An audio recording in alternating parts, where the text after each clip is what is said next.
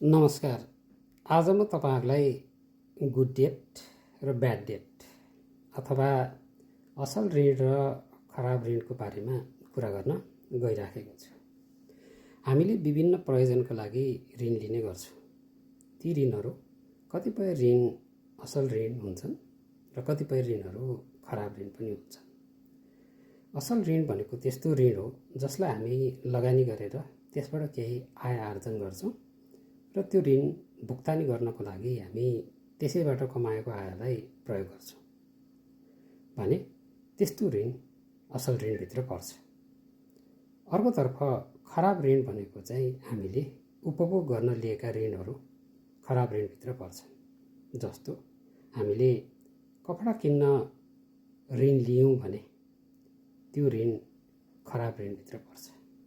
तर हामीले कपडा पसल गर्नको लागि ऋण लियौं भने त्यो ऋण असल ऋण हुन सक्छ।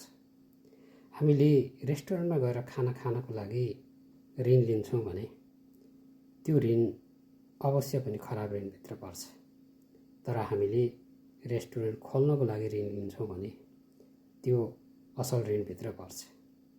हामीले जुनसुकै प्रयोजनको लागि ऋण लियौं, हाम्रो ऋण तिर्ने क्षमता अनुसार ऋण लिनुपर्ने हुन्छ।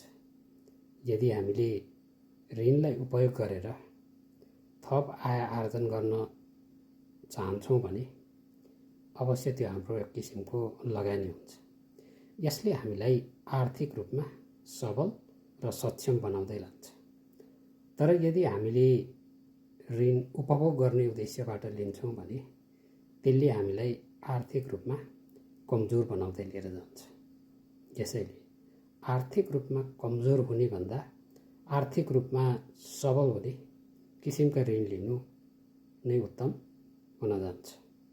र हाम्रो ऋण असल र खराब कुन हो भन्ने हामीले छुट्याउन जान्नुपर्छ या सक्नुपर्छ।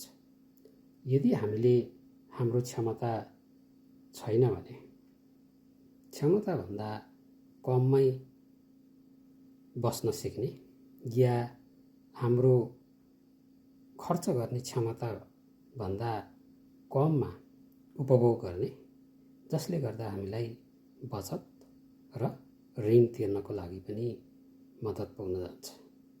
त्यसैले ऋण असल र खराब छुट्याउँ र असल ऋण बढाउँदै लग्यो भने हामी वित्तीय रूपमा स्वतन्त्र हुन सक्छौं। र वित्तीय स्वतन्त्रता त्यस्तो अवस्था हो जुन बेला हामीले सक्रिय रूपमा काम नगरे पनि हाम्रो पैसाले काम गरेर ल्याएको पैसाले हाम्रो दैनिक खर्चहरू चल्छन्। र हाम्रो उद्देश्य भनेकै वित्तीय स्वतन्त्रताको हो।